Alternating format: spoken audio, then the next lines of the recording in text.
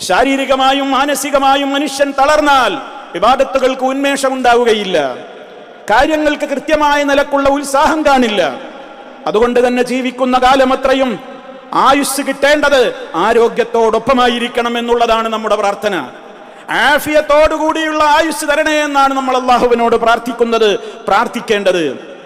നബി സല്ലല്ലാഹു അലൈഹി വസല്ലമ ഒരു സദസ്സ് വിട്ട് പിരിയുന്നതിന്റെ മുമ്പ് പലപ്പോഴും പ്രാർത്ഥിച്ചിരുന്ന പ്രാർത്ഥന, സുദീർഘമായൊരു പ്രാർത്ഥന നമുക്ക് പലപ്പോഴും കേട്ട് പരിചയമുണ്ടാകും. അല്ലാഹുമ്മ മത്തിഅനാ ബിഅസ്മാഇനാ വഅബ്സാരിനാ വഖുവ്വതിനാ മാ ഹയൈതനാ വജ്അൽഹുൽ വാരിസ മിന്നാ. വളരെ അർത്ഥവത്തായ ദുആ. അല്ലാഹുമ്മ, അല്ലാഹുവേ, മത്തിഅനാ, നീ ഞങ്ങൾക്ക് സുഖം നൽകണേ, നീ ഞങ്ങൾക്ക് നല്ല സൗഖ്യം നൽകണേ. ബിഅസ്മാഇനാ വഅബ്സാരിനാ വഖുവ്വതിനാ, ഞങ്ങളുടെ കേൾവി ശക്തിക്ക്, ഞങ്ങളുടെ കാതുകൾക്ക്, കാഴ്ചശക്തി ഞങ്ങളുടെ കണ്ണുകൾക്ക്, വഖുവ്വതിന മൊത്തം ബോഡിയുടെ ശക്തി, ഞങ്ങളുടെ ശാരീരികമായ ശക്തി, കേൾവി ശക്തി, കാഴ്ചശക്തി, ഇതൊക്കെ ഞങ്ങൾ മാഹിയൈതന, ജീവിച്ചിരിക്കുമ്പോഴൊക്കെ നിലനിർത്തി തരണം. ഇതൊക്കെ നഷ്ടപ്പെട്ടിട്ടുള്ളൊരു ജീവിതമല്ല, ഇതെല്ലാം നശിച്ചിട്ടുള്ള ഒരു ജീവിതമല്ല, ഇതൊക്കെ നിലനിർത്തി തരണം. ഏതുവരെ? മരിക്കുവോളം. അതാ അടുത്ത വാചകത്തിന്റെ ആശയം അതാണ്. വജ്അൽഹുൽ വാരിസ മിന്നാ, ഞങ്ങളിൽ നിന്നത് മറ്റുള്ളവർക്ക് അനന്തരമെടുക്കുന്ന വിധത്തിൽ നീയാക്കണേ എന്ന് പറഞ്ഞാൽ അത് മരിച്ചാലും അവശേഷിക്കുന്ന വിധത്തിൽ മരണം വരെ കണ്ണിനും കാതിനും ശരീരത്തിനൊന്നും പ്രശ്നം ഉണ്ടാവരുത് റബ്ബേ എന്ന ദുആ എത്ര പേര് നമ്മൾ പ്രാർത്ഥിക്കാറുണ്ട്, എത്ര പേര് നമ്മൾ ദുആ ചെയ്യാറുണ്ട്. അതുകൊണ്ട് തന്നെ സഹോദരങ്ങളെ, ആഫിയത്തോടുകൂടെയുള്ള ദീർഘായുസ്സാണ് വേണ്ടത്, ആയുസ്സാണ് വേണ്ടത്. അതുകൊണ്ടാണ് പ്രഭാതത്തിലും പ്രദോഷത്തിലും മഹാനായ മുഹമ്മദ് മുസ്തഫ സല്ലല്ലാഹു അലൈഹി വസല്ലമ ഒരിക്കലും ഉപേക്ഷിച്ചിട്ടില്ലാത്തൊരു പ്രാർത്ഥനയുണ്ട്. നമ്മളിൽ പലരും വേണമെങ്കിൽ ഒരിക്കലും പറഞ്ഞിട്ടുമുണ്ടാകില്ല. അല്ലാഹുമ്മ ഇന്നി അസ്അലുകൽ അഫ്വ വൽ ആഫിയ, അല്ലാഹുമ്മ ഇന്നി അസ്അലുകൽ അഫ്വ വൽ ആഫിയ, അല്ലാഹുമ്മ ഇന്നി അസ്അലുകൽ ആഫിയത ഫീ ദീനി വ ദുനിയായ.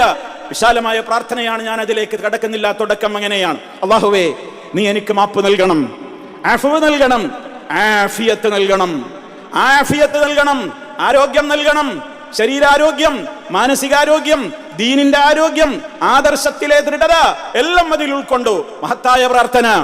ആ നിലക്ക് നബി സല്ലല്ലാഹു അലൈഹി വസല്ലമ ആഫിയത്ത് നിലനിർത്തുവാൻ ഉതകുന്ന വിധത്തിലുള്ള കാര്യങ്ങൾ ശ്രദ്ധിക്കണം എന്ന് പറഞ്ഞു. അതിന് ഹാനികരമാകുന്ന കാര്യങ്ങളിൽ നിന്ന് വിട്ടുനിൽക്കുവാനും നിരോധിക്കേണ്ടത് നിരോധിച്ചുകൊണ്ടും ഇസ്ലാം നമുക്ക് ആരോഗ്യപരമായ പാഠങ്ങൾ കൂടി പകർന്നു നൽകി. ശാരീരികമായ ആരോഗ്യം നിലനിർത്തുവാൻ ഉതകുന്ന വിധത്തിൽ അതിന് ഹാനികരമാകുന്ന ഭക്ഷണ പദാർത്ഥങ്ങളും പാനീയങ്ങളും ദുശ്ശീലങ്ങളും ഒഴിവാക്കുവാൻ ഇസ്ലാം നമ്മോട് പറഞ്ഞു. അത് മെച്ചപ്പെടുത്തുവാൻ ആവശ്യമായ നിലക്കുള്ള ഭക്ഷണ ക്രമീകരണങ്ങളും അതുപോലെ തന്നെ വ്യായാമങ്ങളും അതുപോലെ ആവശ്യമായ സമയങ്ങളിൽ നടത്തേണ്ടുന്ന ടെസ്റ്റുകളെ കുറിച്ചുമൊക്കെ നമ്മൾ ബോധവാന്മാരാണ്. എന്തുകൊണ്ട്? കരുത്തുള്ള ഒരു ശരീരം, അതോടൊപ്പം കരുത്തുള്ള ഒരു മനസ്സ് പതറിപ്പോയിട്ട് പിന്നെ ശരീരത്തിന് കരുത്തുണ്ടായാലും കാര്യമുണ്ടാകില്ല. അതുകൊണ്ടാണ് നിത്യജീവിതത്തിലെ പ്രഭാത പ്രദോഷ പ്രാർത്ഥനകളിൽ മുഹമ്മദ് മുസ്തഫ സല്ലല്ലാഹു അലൈഹി വസല്ലമ നമുക്ക് പഠിപ്പിച്ചിരുന്ന പ്രാർത്ഥനയിൽ ഇപ്രകാരം കൂടി കാണാം. അല്ലാഹുമ്മ ഇന്നി അഊദു ബിക മിനൽ ഹമ്മി വൽ ഹസൻ വഅഊദു ബിക മിനൽ അജ്സി വൽ കസൽ. അല്ലാഹുവേ, ഞാൻ നിന്നോട് ഇതാ കാവൽ ചോദിക്കുകയാണ്. ഹമ്മ്, ഹസന്, മനക്ലേശം, മനോസംഘർഷം, മനസ്സിന്റെ ടെൻഷൻ, മാനസിക രോഗം, മനസ്സിന്റെ തളർച്ച, അശക്തി, അതുപോലെ തന്നെ ആലസ്യം, ഒന്നിനും ഒരു മൂടില്ല, പ്രവർത്തിക്കാൻ കഴിവുണ്ട്, താല്പര്യമില്ല, മടിയാണ്, അശക്തിയാണ്, അതേപോലെയുള്ള കാര്യങ്ങൾ, ഇതൊക്കെ മനസ്സിനെ പിടിച്ചുകുലയ്ക്കുന്ന പലവിധത്തിലുള്ള കാര്യങ്ങളാണ്. അത് തളരുമ്പോ, മനസ്സ് തളരുമ്പോ ബോഡി എത്ര നല്ല കാണാൻ മൊഞ്ചുണ്ടെന്ന് പറഞ്ഞിട്ടും കാര്യമില്ല, വീക്കാകും അവന്റെ നിയ്യത്തുകൾക്ക്. അതവിടെ ദൗർബല്യങ്ങൾ സംഭവിച്ചു കൊണ്ടിരിക്കും. അതുകൊണ്ട് തന്നെ സഹോദരങ്ങളെ, ഈ എല്ലാ അർത്ഥത്തിലും ഇസ്ലാം നമുക്ക് ഇസ്ലാമികമായ കൃത്യമായ ഒരു ജീവിതത്തിന് ഉതകുന്ന വിധത്തിൽ ആയുസ്സിനെ ക്രമീകരിക്കുവാനാണ് നമ്മോട് പഠിപ്പിച്ചു തന്നിട്ടുള്ളത്.